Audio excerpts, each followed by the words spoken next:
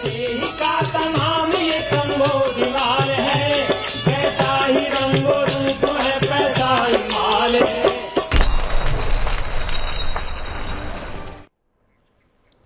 नमस्कार, मैं हूं शुभम शंकर। आप देख रहे हैं मनी 9। स्वागत है आपका prime time show money central में। खबरों के विश्लेषण के लिए मेरे साथ स्टूडियो में मनी 9 के एडिटर अंशुमान तिवारी जी जुड़ गए हैं। सर, बहुत स्वागत है आपका। अंशुमान जी से चर्चा शुरू की जाए उससे पहले देखिए आप ये ऑन द शो, जिसमें आपको पता चलेगा कौन सी बड़ी खबरें आज शामिल हैं इस शो में। शुरुआत होगी दाल की खबर के साथ। साल भर में दालों का आयात 2 गुना हो गया। पिछले साल 6 महीने में जितना आयात हुआ था उससे 2 गुने से ज्यादा आयात हमने इस साल के 6 महीनों में कर लिया। क्यों हुआ ऐसा, इसके बाद भी कीमत क्यों नहीं थमी, ये जानेंगे। दूध की कीमतें और बढ़ने की आशंका। दूध की महंगाई की खबर मुझे लगता है पिछले 1-1.5 साल में 2 से 3 बार आ गई। फिर ये खतरा बढ़ गया है, क्यों बढ़ गया ये जानेंगे। छोटे कर्ज का बाजार कैसे होगा बड़ा, इस बाजार से कुछ बड़ी खबरें आ रही हैं। कुछ फिनटेक प्लेयर्स की तरफ से खबर आ रही है, कुछ बड़े जियो फाइनेंशियल जैसी कंपनी की ओर से खबर है, आरबीआई डंडा चला रहा है। ये बाजार आगे तस्वीर कैसी लेगा, उभरेगी कैसे तस्वीर इसकी, ये समझेंगे आज हम एक दिन की बड़ी खबर में। रिकॉर्ड डिजिटल लेन देन के बाद भी बढ़ा नकदी का चलन, ये दिन की एक और बड़ी खबर है। रिपोर्ट आई, एक आरबीआई का रिसर्च पेपर आया, 3 ऑथर्स ने, इकोनॉमिस्ट ने वो पेपर लिखा। उसमें ये पता चला कि भारत में अभी भी लोगों को नकदी पसंद है। क्यों पसंद है? जब इतने डिजिटल लेन देन बढ़ रहे हैं, हम अपनी पीठ थपथपा रहे हैं, नए रिकॉर्ड बन रहे हैं, फिर नकदी की जरूरत है किस लिए, ये जानेंगे। और सोना पहुंचा रिकॉर्ड ऊंचाई पर, अब आगे क्या, ये एक और खबर होगी। कल मल्टी कमोडिटी एक्सचेंज पर, एमसीएक्स पर वायदा बाजार में सोने ने 62,000 रुपए प्रति 10 ग्राम का स्तर छू लिया। जी हाँ, 62,000 रुपए का 10 ग्राम सोना मिलने लगा। अब आगे क्या है, ये तेजी, ये चमक कब तक जारी रहेगी। और ये याद रखिए कि ये सोना उस समय चमक रहा है जब देश में शादियों का सीजन चल रहा है, तो इस समय मांग भी सपोर्ट करती है। इस पर भी आज चर्चा करेंगे, क्यों तेजी आई ये भी समझेंगे। लेकिन शुरुआत दाल की खबर के साथ। मॉनसून सीजन के दौरान कम बरसात की वजह से दलहन उत्पादन घटने की आशंका को देश के दलहन आयातकों ने पहले ही भांप लिया था और दलहन का आयात बढ़ा दिया था। यही वजह है कि इस साल अप्रैल से सितंबर के दौरान देश में दलहन का आयात 100% से ज़्यादा बढ़ गया है। अप्रैल से सितंबर के दौरान 15 लाख टन से ज़्यादा दलहन का आयात हुआ, जबकि पिछले साल इस अवधि में 7 लाख टन ही दाल का आयात किया गया था। बरसात की कमी का सिलसिला अभी बना हुआ है मानसून सीजन बीतने के बाद भी। इस वजह से आलू, प्याज और चावल की महंगाई भी बढ़ने लगी है। सर, खाद्य वस्तुओं की महंगाई लगातार बढ़ रही है, हम अपने हर शो में लगभग डिस्कस करते हैं। अगर अब आयात पर निर्भरता बढ़ रही है तो आयात होता है डॉलर से। फॉरेक्स रिजर्व का कितना बड़ा रोल है, उसकी रोशनी में अगर हम देखें तो ये आयात कितने चुनौतीपूर्ण है? शुभम, ये खबर बेहद चुनौतीपूर्ण है और इस खबर को हमने पहले प्रमुख खबर के तौर पर शामिल किया। इसे थोड़ा गहराई से उन सारे लोगों के लिए समझना ज़रूरी है जो भारत की खाद्य अर्थव्यवस्था, आयात निर्भरता को समझते हैं। पहले तो देखने वाली बात यह है कि भारत दुनिया के सबसे प्रमुख उत्पादकों के बावजूद अपनी ज़रूरत के मुताबिक दाल भी पैदा नहीं करता और दाल के आयात पर निर्भरता की स्थिति ये है कि जो ताज़े आंकड़े हमारे पास आए हैं उसमें अमेरिका से, यूएस से मसूर दाल का आयात बढ़ा, मोजाम्बिक से तुअर दाल का आयात बढ़ा और म्यांमार से उड़द दाल का आयात बढ़ा। इस साल सरकार ने अमेरिका से जो दाल का आयात होता था उस पर जो टैरिफ लगाया था, जो पीनल टैरिफ लगाया था, उसे भी हटा दिया। यानी दुनिया की 3 बड़े बाज़ारों से भारत ने अपने यहाँ दाल का आयात किया और रिकॉर्ड आयात हुआ है। ये एक और इस चीज़ की तरफ इशारा करता है। इसके बाद भी अगर आप करीब से देखें बाज़ार को, तो बाज़ार में सारी दालों की कीमतें एमएसपी से ऊपर बनी हुई हैं, समर्थन मूल्य से ऊपर बनी हुई हैं।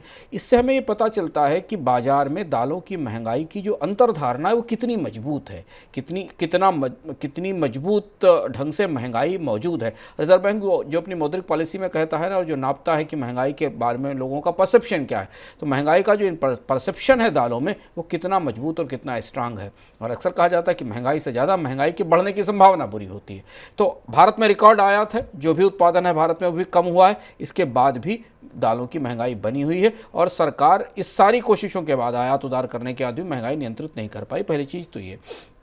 दूसरी महत्वपूर्ण बात यह कि भारत की निर्भरता अब बहुत सारी ऐसी चीज़ों के लिए भी आयात पर बढ़ती जा रही है जो चिंताजनक है, जैसे दाल, जैसे खाने का तेल। हम दुनिया की सबसे बड़ी अर्थव्यवस्था, 135 करोड़ लोगों को खिलाने के लायक दाल तो पैदा करने की क्षमता भारत में कृषि के विकास में इतने समय से होनी चाहिए, लेकिन ये आयात बताता है कि भारत के दलहन उत्पादन मिशनों की सफलता बेहद सीमित रही है और दाल की मांग बढ़ने के कारण या लोगों को दाल की ज़रूरत के कारण भारत को अपनी विदेशी मुद्रा का का बड़ा हिस्सा दलहन आयात पर खर्च करना पड़ रहा है। इसके अलावा अगर आप कच्चा तेल देखें, इसके अलावा गैस देखें, गोल्ड देखें, जिस पर हम आगे चर्चा करेंगे, तो खाद्य अर्थव्यवस्था का एक बड़ा हिस्सा 135 करोड़ की आबादी का आयात पर निर्भर है। और जब भी आप आयात पर निर्भर होते हैं अपनी खाने पीने की ज़रूरतों के लिए, तो आप सिर्फ अपनी विदेशी मुद्रा ही बाहर नहीं भेज रहे होते हैं, वहाँ से महंगाई इंपोर्ट भी कर रहे होते हैं।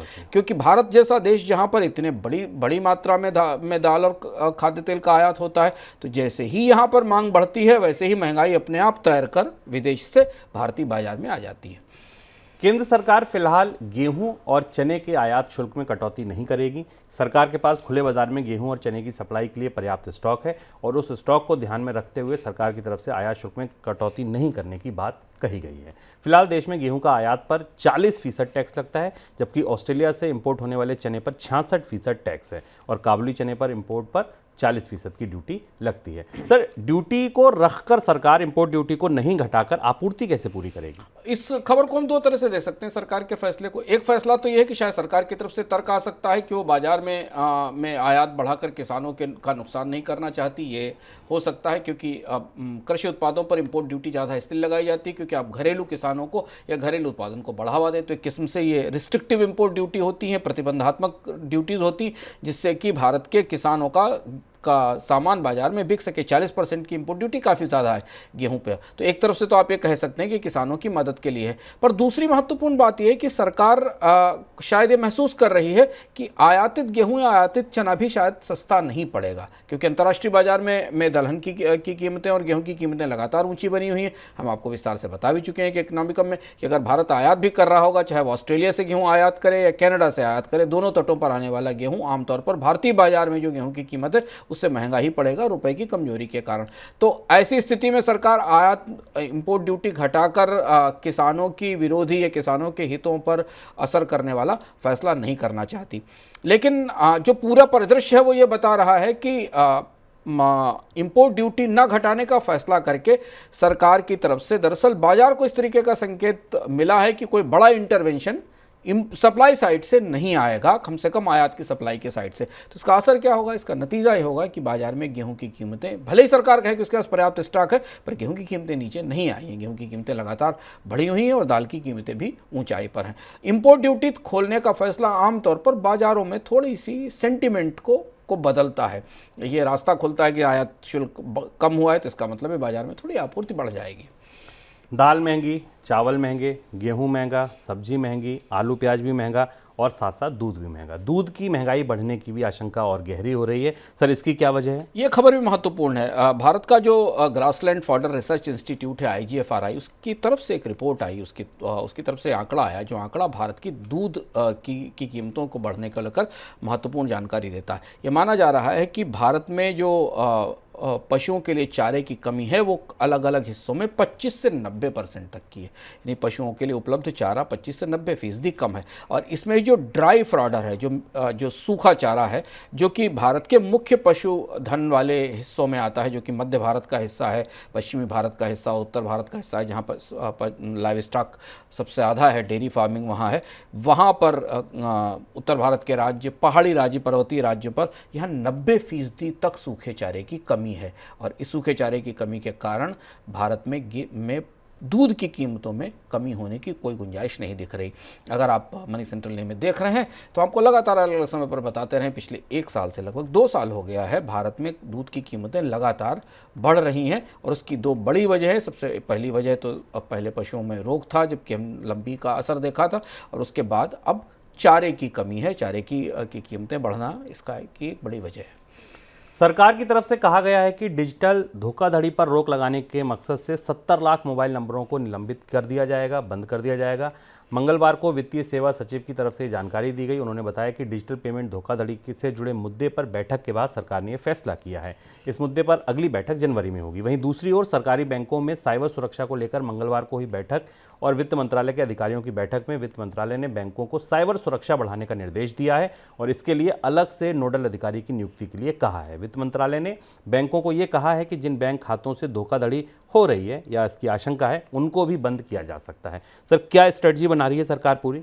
सरकार ने पहली बार साइबर फ्रॉड को लेकर इतनी महत्वपूर्ण और बड़ी बैठक की और उसमें कई सारे महत्वपूर्ण फैसले निकलकर सामने आए जो हमारे आप से जुड़े हुए हैं, जो साइबर फ्रॉड से परेशान है। पहली बार ये चिंता इस स्तर पर दिखाई दी कि बैंकों को बिठाकर बात की गई। 2-3 महत्वपूर्ण बातें निकल कर आई जिनका असर आने वाले समय में शायद हमें नीतिगत स्तर पर दिखाई देगा। पहली चीज़ तो ये कि सरकार ने 70 लाख मोबाइल फ़ोन नंबर बंद करने का फैसला किया। ये वो नंबर हैं जिन्हें अलग अलग समय पर फ्रॉड में डिटेक्ट किया गया था, जिनका इस्तेमाल करके अलग अलग तरीके के फ्रॉड किए गए थे। ये बेहद आम प्रक्रिया है कि रोज़ नए मोबाइल नंबर से नए मोबाइल नंबर को बदलकर आपको तमाम फेक कॉल आते हैं और आपसे OTP मांगा जाता है। एक ये तरीका है। इन 70 लाख नंबरों के बंद होने से शायद कम से कम एक स्तर तक ये मैसेज तो जाएगा नेटवर्क ऑपरेटर्स में कि इन नंबरों पर नियंत्रण किया जाए। ये फैसला इसलिए करना सरकार के लिए अब आसान है क्योंकि सरकार दूरसंचार विभाग ने सिम के नियम बदल दिए हैं। अब आसानी से बल्क में सिम नहीं खरीदे जा सकते, सिम ट्रांसफ़र के नियम भी बदले गए हैं। दूसरी महत्वपूर्ण बात, इस बैठक में 2 चीज़ें निकल कर आई। एक महत्वपूर्ण बात निकल कर आई कि सरकार ने पहली बार ये तय किया कि लोन के ऐप्स की, माइक्रो लोन और डिजिटल लोन के ऐप्स की एक वाइट लिस्ट बनाई जाएगी। इस वाइट लिस्ट में जो शामिल ऐप होंगे वही प्ले स्टोर या ऐप स्टोर पर उपलब्ध होंगे। अब यहाँ सरकार को इन दोनों प्रमुख ऐप डिस्ट्रीब्यूटर्स से, जो कि गूगल और एप्पल है, इन्हें इस बात के लिए बाध्य करना पड़ेगा कि वो वही ऐप उनके प्ले स्टोर पर या उनके ऐप स्टोर पर मिलें और लोग डाउनलोड कर सकें जिनमें पारदर्शिता के सवाल नहीं है। इस लिस्ट की उत्सुकता से इंतजार रहेगा। कल से बाजार में काफ़ी चर्चा है कि कौन से ऐप्स सरकार इस वाइट लिस्ट में डालेगी। दूसरी एक और महत्वपूर्ण बात जो निकल कर आई इस बैठक से, इसका संकेत मिला कि सरकार एक अनरेगुलेटेड लेंडिंग एक्टिविटीज़ एक्ट लाने की तैयारी कर रही है, कानून बनाने की ला रही है जिसमें banning of unregulated lending activities होगा। उसे BULA एक्ट कहा जा रहा है। इस कानून में क्या कहा जाएगा, अनरेगुलेटेड लेंडिंग एक्टिविटीज़ में कौन सी चीज़ें शामिल होंगी, उन्हें कैसे रोका जाएगा, इस कानून को बनाने की बात तो की ही गई है। इसके अलावा जो हमने आपको बताया कि बैंकों से कहा गया है कि जिन अकाउंट से फ्रॉड हुए उन अकाउंट्स को ब्लॉक करके बंद कर दिया जाए। अनसिक्योर्ड कर्ज को लेकर रिजर्व बैंक की सख्ती के बावजूद माइक्रो फाइनेंस को लेकर उत्साह नजर आ रहा है। फिनटेक कंपनियों को उम्मीद है कि आने वाले दिनों में UPI के जरिए कर्ज में बढ़ोतरी होगी। जुपिटर, पेयू जैसी कंपनियां UPI ग्राहकों के लिए क्रेडिट कार्ड जैसे विकल्प उपलब्ध करा सकती हैं। दूसरी तरफ मुकेश अंबानी ग्रुप की कंपनी जियो फाइनेंस ने भी गैर जमानती कर्ज यानी अनसिक्योर्ड लोन के कारोबार में एंट्री की और कंपनी कम से कम 30,000 रुपये से कम के या 30,000 रुपये तक के गैर जमानती कर्ज देना शुरू कर रही है। सर, माइक्रो क्रेडिट का मार्केट आप किस तरह बढ़ता देख रहे हैं, क्योंकि 2 चीज़ें एक साथ हैं। एक तरफ इन कंपनियों का उत्साह देखिए और दूसरी तरफ RBI का डंडा देखिए। कैसा आप लग रहा है आपको, कैसे ये बाजार पूरा रोल आउट होगा? शुभ, RBI और सरकार के बीच में क्रेडिट को के नियमों को लेकर एक बड़ा स्पष्ट भ्रम दिखता है और बड़ी असंगति दिखती है। जैसा इस खबर में देखें जो सूचना आई कि UPI पर क्रेडिट की छूट दे दी गई। UPI एक पेमेंट ऐप था। सरकार ने पहले सोचा, जब ये अनसिक्योर्ड लेंडिंग की शर्त नहीं लगाई गई थी, उस पर सख्ती नहीं हुई थी, उससे पहले सरकार ने सोचा कि UPI के जरिए क्रेडिट बढ़ाया जा सकता है, तो UPI पे क्रेडिट लाइन खोलने की इजाज़त दे दी गई। इसका मतलब ये कि आपके पास कोई सिक्योरिटी कुछ ना हो, आपके अकाउंट में बैंक पैसा डाल देगा और उससे आप खर्च कर सकते हैं, UPI से पेमेंट कर सकते हैं, कर्ज ले सकते हैं। ये तो अनसिक्योर्ड लेंडिंग से भी ज़्यादा अनसिक्योर्ड लेंडिंग हो गई। इसमें तो कुछ भी चेक नहीं करना, आपने UPI अपने बैंक अकाउंट से जोड़ा और उसमें पैसा आ गया। ठीक इसी तरीके की लेंडिंग बंद करने का फैसला या उस पर सख्ती करने का फैसला RBI ने किया है और इसके लिए कंपनियों को ज़्यादा पूंजी का प्रोविजन रखना पड़ेगा। तो ये तय करना मुश्किल है कि दरअसल सरकार और रिजर्व बैंक चाहते क्या है, माइक्रो क्रेडिट बढ़ाना चाहते हैं या माइक्रो क्रेडिट रोकना चाहते हैं। ये तो तय है कि इस तरीके के क्रेडिट के पीछे कोई सिक्योरिटी, कोई जमानत नहीं होगी। जिन लोगों को दिए जाने हैं वो 10-20 हज़ार 50,000 रुपये के लोन चाहते हैं। जहाँ तक भारत में माइक्रो क्रेडिट जो अभी जिन पर क्राइसिस आई अनसिक्योर्ड लेंडिंग वो 50,000 रुपये तक की है। तो एक तो इसका पहलू ये है। दूसरा पहलू कैनरा बैंक की खबर से हम लेते हैं। बैंकों को इस बात का संकेत मिला कि क्रेडिट कार्ड जो उनका सबसे ज़्यादा बिकने वाला उत्पाद था, जो उनकी दुकान की सबसे ज़्यादा पसंदीदा मिठाई थी, जिसको सबसे ज़्यादा लोग खरीद रहे थे, सबसे ज़्यादा लोगों को क्रेडिट कार्ड चिपका रहे थे, दे रहे थे, उसी पर रिजर्व बैंक ने सख्ती कर दी और माना कि सबसे खतरनाक मिठाई है, इसको खाने कर आपकी तबीयत खराब हो जाएगी। तो अब बैंक क्या करने वाले हैं, बैंक इस अनसिक्योर्ड लेंडिंग को एक अलग कंपनी में बदलने वाले हैं। हमने देखा कि SBI ये काम पहले ही कर चुकी है SBI कार्ड्स के नाम पर। अब कैनरा बैंक भी अपने क्रेडिट कार्ड बिजनेस को अलग करने वाली है। एक नया ट्रेंड शुरू हो रहा है। हो सकता है आने वाले दिनों में आपको अन्य सरकारी या निजी बैंक भी अपने क्रेडिट कार्ड और पर्सनल लोन के बिजनेस को एक अलग एंटिटी में कन्वर्ट कर सकें, ताकि वो उन कैपिटल एडिक्वेसी के, रिस्क के, जोखिम के प्रोविजंस की शर्तों से बाहर निकल सके जो आमतौर पर एक बैंक पर लागू होते हैं। ऐसी मुहिम, ऐसा ट्रेंड हमें आने वाले समय में दिखाई देगा। 2 खबरें सेबी से जुड़ी। कैपिटल मार्केट रेगुलेटर सेबी ने कंपनियों के स्पेशल सिचुएशन फंड यानी SSF के इस्तेमाल को लेकर नियमों में बदलाव का प्रस्ताव दिया है। सेबी ने कहा है कि अगर कोई प्रमोटर आईबीसी के नियम 29A के तहत डिफॉल्ट करता है तो उसे एसएसएफ के जरिए किसी तरीके की संपत्ति खरीदने का अधिकार नहीं होगा। आईबीसी के नियम 29A के मुताबिक कोई भी डिफॉल्टिंग प्रमोटर या उसका रिश्तेदार कंपनी को दोबारा नहीं खरीद सकता। एक खबर यह है कि पैसिव फंड के लिए अलग से नियम बनाने पर चर्चा है। सेबी इसके लिए अलग से डिस्क्लोजर और कैपिटल के नियम बना सकती है। सर, पहला सवाल तो पैसिव फंड को लेकर, सेबी ऐसा करने क्यों जा रहा है? पैसिव फंड को लेकर सेबी के भीतर काफ़ी कुछ चल रहा है। पैसिव फंड वो फंड होते हैं जिनमें आपको एक्टिव फंड मैनेजमेंट की ज़रूरत नहीं होती। आप पूंजी लेते हैं और एक सर्टेन फार्मूले के आधार पर किसी पर्टिकुलर इंडेक्स पे या किसी पर्टिकुलर सेक्टर इंडाइसेस के आधार पर निवेश करते हैं। पैसिव फंड आमतौर पर इंडेक्स फंड जिनको सामान्य भाषा में कहा जाता है, ये पश्चिम में खासतौर से अमेरिका में निवेश के बड़े आसान तरीके हैं कि आपने आसानी से एक अच्छा पैसिव फंड चुन लिया, उसमें पैसा डाल दिया, स्टॉक मार्केट जैसे जैसे बढ़ रहा है वैसे वैसे आपका पैसा बढ़ने लगेगा। हाल के वर्षों में भारत में इंडेक्स फंड्स में काफ़ी निवेश हुआ है। सेबी इस मामले में इस पैसिव फंड में के निवेश की प्रक्रिया को, ऐसा लगता है नियमों का जो प्रस्ताव आया उसे देखकर शुभम लगता है कि सेबी इसे थोड़ा और प्रमोट करना चाहती है, क्योंकि इसे एक्टिव फंड से ज़्यादा सुरक्षित और हेज्ड विकल्प माना जाता है। एक्टिव फंड में फंड मैनेजर सही फैसले भी लेता है पर गलत फैसले भी लेता है, इनसाइडर के भी इश्यूज होते हैं। पर पैसिव फंड का मैनेजमेंट एक ऑटोमेटिक प्रक्रिया के तहत होता है, एक रेशियो होता है, उस रेशियो में म्यूचुअल फंड निवेशकों का पैसा बांट दिया जाता है। तो सेबी ने प्रपोज किया है कि जो एग्जिस्टिंग फंड हाउस हैं वो पहले तो अपनी पैसिव फंड स्कीमों को अलग कर सकेंगे, एएमसीज अपनी अलग कर सकेंगे और उन्हें सेपरेट एंटिटी बना सकेंगे, उनकी अलग कंपनी बना सकेंगे। जैसे मान लीजिए कि कोई XYG म्यूचुअल फंड एएमसी है और वो एक्टिव और पैसिव फंड अलग अलग चलाती है, तो अपने पैसिव फंड्स के लिए एक अलग कंपनी बना सकेगी एएमसी में और वहाँ वो पैसिव फंड चलाए जा सकेंगे, जबकि एक्टिव फंड अलग से चलेंगे। ये बड़ा रिस्ट्रक्चरिंग होगी। दूसरा ये कि जब ये अलग कंपनी बनेगी तो इस बात का संकेत सेबी ने दिया है कि वहाँ कैपिटल की रिक्वायरमेंट, रेगुलेशन की रिक्वायरमेंट सामान्य म्यूचुअल फंड इंडस्ट्री से थोड़ी हल्की और थोड़ी कम होंगी।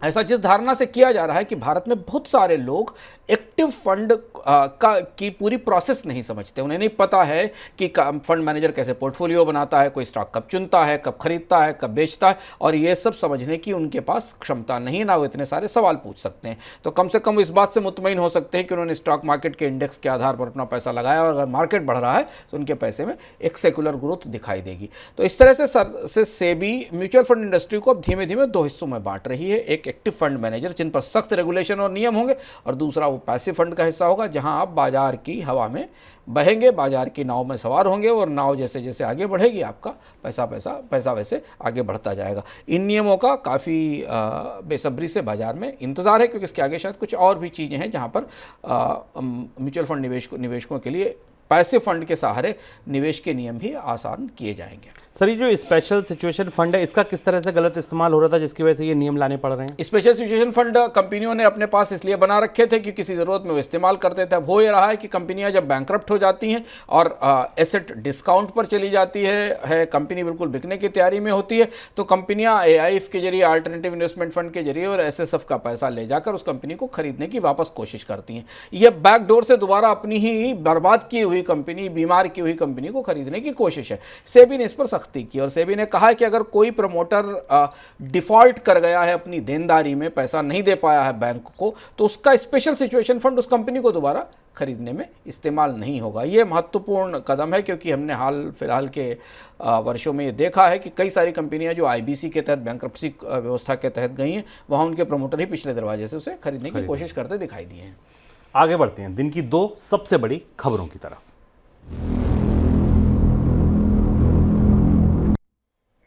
डिजिटल लेन देन में हो रही तेजी के बाद भी, बढ़ोतरी के बाद भी नकदी के प्रति लोगों का रुझान कम नहीं हो रहा है। नकदी का इस्तेमाल भारतीय बचत के तौर पर कर रहे हैं। ये बात RBI के अर्थशास्त्रियों की ओर से लिखे गए research paper cash versus digital payment transaction in India में सामने आई है। यही वजह है कि ये माना जा रहा है कि अर्थव्यवस्था जैसे जैसे बढ़ेगी, नकदी की मांग भी वैसे वैसे बढ़ती जाएगी। सर, क्या क्या तथ्य लेकर आई ये रिपोर्ट हमारे सामने? ये हाल फिलहाल के वर्षों में RBI की तरफ से आई कई मामलों में बेहद सनसनीखेज और महत्वपूर्ण रिपोर्ट है। इसे सनसनीखेज हम इसलिए कह रहे हैं कि आपको नोटबंदी का वो दौर याद होगा। नोटबंदी के दौर में भारत में डिमोनेटाइजेशन इस दृष्टि से लागू किया गया था कि भारत में लोग नकदी का इस्तेमाल सीमित करते जाएंगे और डिजिटल ट्रांजेक्शन्स की तरफ बढ़ेंगे। यही लक्ष्य था, इसीलिए भारत के लोगों को लाइन में लगाकर नोट बदलने के लिए कहा गया था। और बड़े नोटों का इस्तेमाल कम हो जाएगा, इसलिए बड़े नोट भी बंद कर दिए गए थे। ये दो मुख्य लक्ष्य थे।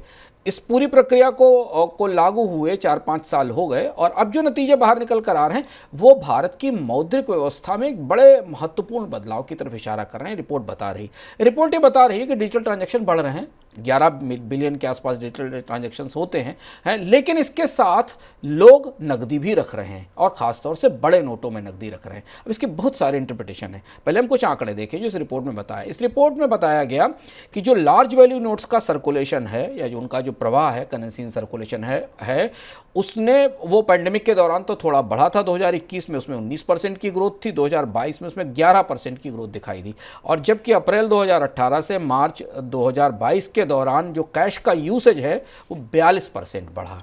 यानी नोटबंदी खत्म हुई, लोग सामान्य रूप से बाजार में आए, जब डिजिटल ट्रांजैक्शन सबसे ज़्यादा बढ़ रहे थे उस दौरान भी कैश का इस्तेमाल और कैश की डिमांड में जोरदार बढ़ोतरी हुई। और इसमें से भी जो लार्ज डिनोमिनेशंस के नोट थे 2021 और 2022 के दौरान उनमें करीब 36% और 44% की 36.5 और 40% की बढ़ोतरी हुई। अब आप समझने की कोशिश करें शुभम कि लोग ट्रांजैक्शंस के लिए 10 रुपये, 20 रुपये, 50 रुपये के ट्रांजैक्शंस के लिए यूपीआई का इस्तेमाल कर रहे हैं, जहां उन्हें छोटी नकदी रखने में, करेंसी रखने में, सिक्के रखने में मुश्किल होती। लेकिन इसके साथ उनके घरों में शायद बड़ी नकदी रखी हुई है और ये फिर वही फिनोमेना है जिसे खुलकर रिजर्व बैंक की रिपोर्ट नहीं कहती, पर वो एक कह रही है कि भारत में बड़े करेंसी नोटों की होल्डिंग फिर बढ़ रही है। उसको लोग अब सेविंग के तौर पर इस्तेमाल करने लगे, कैश सेविंग के तौर पर इस्तेमाल करने लगे।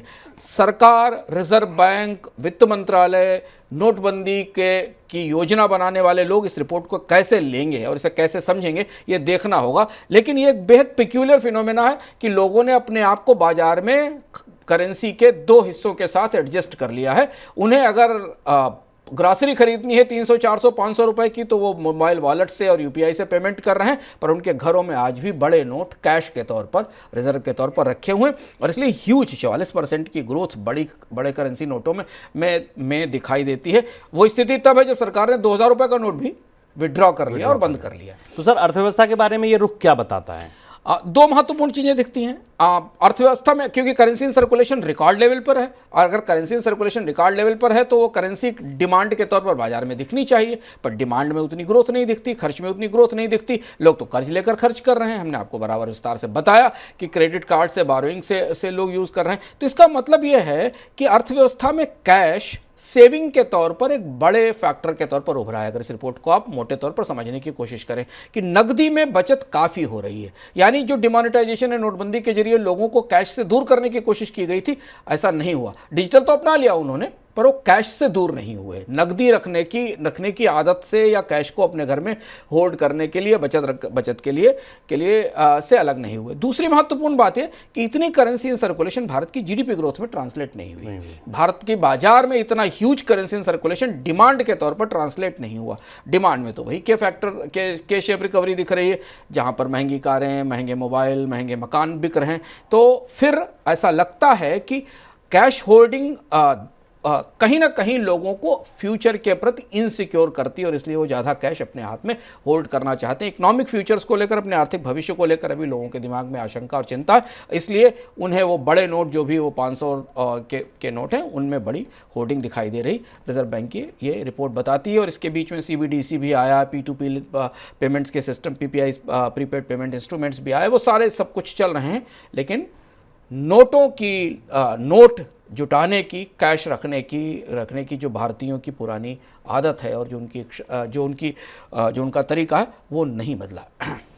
अंतर्राष्ट्रीय बाजार में अमेरिकी करेंसी डॉलर में आई गिरावट का असर कमोडिटी बाजार में तमाम कमोडिटीज़ की कीमतों में देखने को मिल रहा है। सोने, चांदी और कच्चे तेल की कीमतों में तेजी है। घरेलू बाजार में सोने का भाव 62,000 रुपये के ऊपर चला गया, चांदी का भाव 75,000 रुपये प्रति किलो के ऊपर है। ब्रेंट क्रूड की कीमतें भी बढ़कर $81 के ऊपर चली गई। तेल उत्पादक देशों की तरफ से उत्पादन को लेकर लगाई गई पाबंदियों के बाद तेल की कीमतों में तेजी देखने को मिल रही है। डॉलर की बात करें तो इंडेक्स घटकर 102.5 के नीचे आ गया है, जो करीब 3 महीने का निचला स्तर है। सर, 2 कमोडिटी पे बात करेंगे इंपॉर्टेंट, गोल्ड और क्रूड। पहले बात गोल्ड की।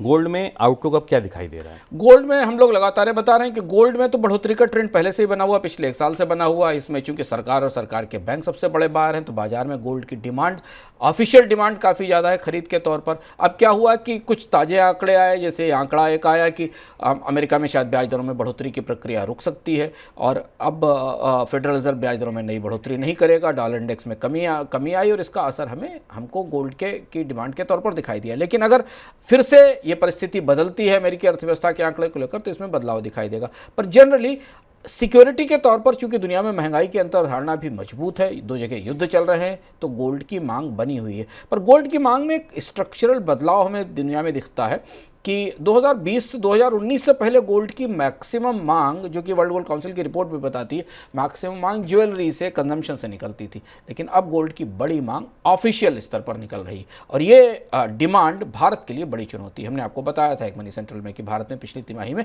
रिकॉर्ड गोल्ड का इंपोर्ट हुआ है, पिछले साल से 2 गुना इंपोर्ट हुआ है। हमने शुरुआत में बताया है कि मैरिज के सीजन में, शादियों के सीजन में गोल्ड की मांग स्तर पर बढ़ी है और मांग इसके बावजूद, जबकि गोल्ड रिकॉर्ड ऊंचाई पर है, 60,000 से ऊपर 65,000 के आसपास MCX पर मिल रहा है। ये भी एक इस बात का सबूत है कि गोल्ड को लेकर आने वाले समय में ट्रस्ट बढ़ता रहेगा और अब कई सारे आउटलुक ऐसे आ रहे हैं इनमें माना जा रहा है कि गोल्ड की कीमतों में एक सेक्युलर बढ़ोतरी अगले कुछ सालों तक दिखाई दे सकती है।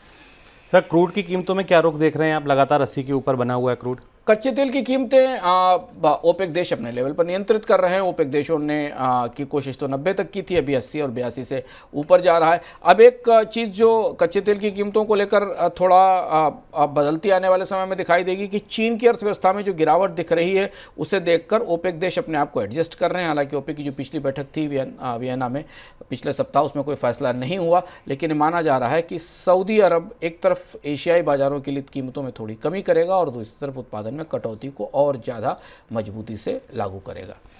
दुबई में जलवायु परिवर्तन पर होने वाली बैठक में अमेरिका के राष्ट्रपति जो बाइडेन के शामिल होने की संभावना नहीं है।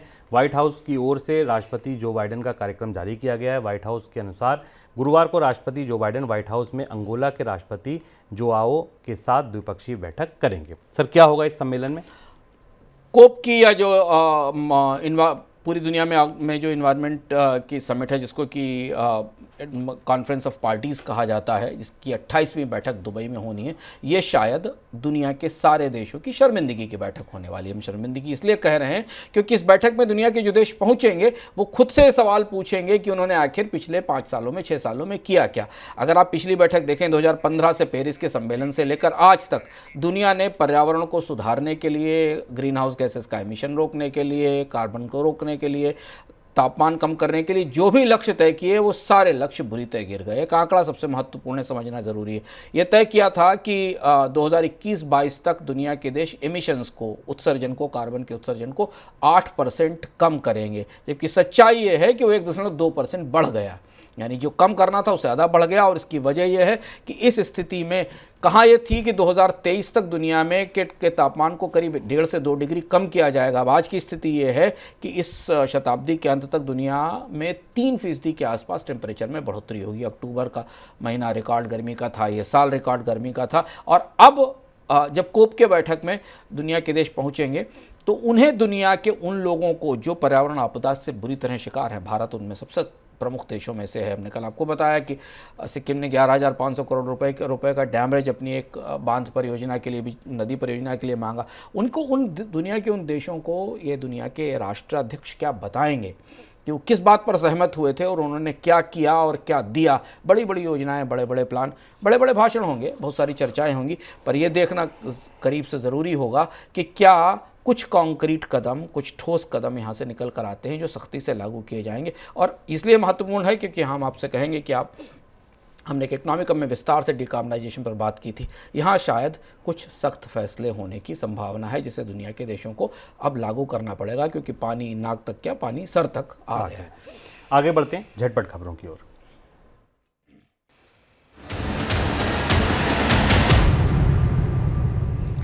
शेयर बाजार में list food aggregator company Zomato का बड़ा निवेशक कंपनी से अपनी हिस्सेदारी बेच सकता है। रिपोर्ट में ये पता चला है कि चीन की आंट ग्रुप की सहायक कंपनी अलीपे ने जोमेटो में अपनी 3.44% हिस्सेदारी बेचने का फैसला लिया है। इससे पहले सॉफ्ट बैंक और उससे पहले रशिया के ओलिगार्क की एक कंपनी ने भी इस कंपनी में अपनी हिस्सेदारी बेची है। बीसीसीआई ने एडटेक कंपनी बायजूस के खिलाफ एनसीएलटी में इंसॉल्वेंसी याचिका दायर की है। कंपनी के खिलाफ ये याचिका स्पॉन्सरशिप की पूरी रकम नहीं देने के बाद दायर की गई है। बायजूस 2019 से इस साल जनवरी तक भारतीय क्रिकेट टीम की जर्सी का मुख्य स्पॉन्सर रहा। इस साल बायजूस ने बीच में कॉन्ट्रैक्ट खत्म करने का फैसला किया था। इस बीच बायजूस के निवेशकों ने कहा है कि अतिरिक्त पूंजी लगाने से पहले वे कंपनी के वित्त वर्ष 2023 के ऑडिटेड नतीजे जांचेंगे।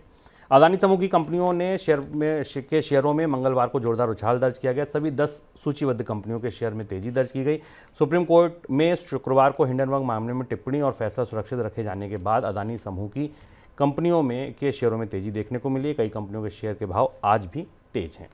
केंद्र सरकार ने साफ किया है कि टेलीकॉम कंपनी वोडाफोन में सरकार अपनी हिस्सेदारी बेचने पर फिलहाल कोई फैसला नहीं लेगी, कोई योजना भी नहीं है। दूरसंचार विभाग ने विनिवेश विभाग दीपम को सुझाव दिया है कि सरकार चाहे तो वोडाफोन में कुछ हिस्सेदारी बेच सकती है, लेकिन दीपम विभाग ने फिलहाल इससे इनकार किया है। वोडाफोन में सरकार की 33.14% हिस्सेदारी, जिसे सरकार ने वोडाफोन पर कर्ज के बदले लिया था, इक्विटी में चेंज किया था। कोई टिप्पणी आपके साथ? बायजूस गहरी मुश्किल में दिखती है। पहले तो बायजूस के बारे में 2 खबरें आपको बताएं कि बीसीसीआई की जर्सी का जो स्पॉन्सर था उसे लेकर अब मामला एनसीएलटी में जा रहा है। बीसीसीआई बायजूस को एनसीएलटी में ले जाने की तैयारी कर रही है। पर जब उससे ज़्यादा और महत्वपूर्ण बड़ी खबर जो बाद में आई हुई है कि प्रोसेस ने बायजूस के वैल्यूएशन को 3 बिलियन कर दिया है, घटाकर। $22 बिलियन की कंपनी थी ये, अब ये $3 बिलियन की कंपनी रह गई। करीब 86% का हेयर कट बायजूस के वैल्यूएशन में हुआ है। और इसके बाद अब बायजूस को नया फंड मिलना, नई चीज़, नए तरीके से पूंजी मिलना बेहद मुश्किल होता जाएगा। और इसीलिए शायद निवेशकों ने नई शर्तें रखी हैं, खासतौर पर बायजूस की अकाउंटिंग को लेकर। बायजूस के अंदर खातों की पारदर्शिता को लेकर बड़े गहरे सवाल हैं। तो ये था हमारा आज का मनी सेंटर। कल फिर आएंगे नए संस्करण के साथ, तब तक के लिए दीजिए इजाजत। नमस्कार। ऐसे ही का नाम ये कंबोज लाल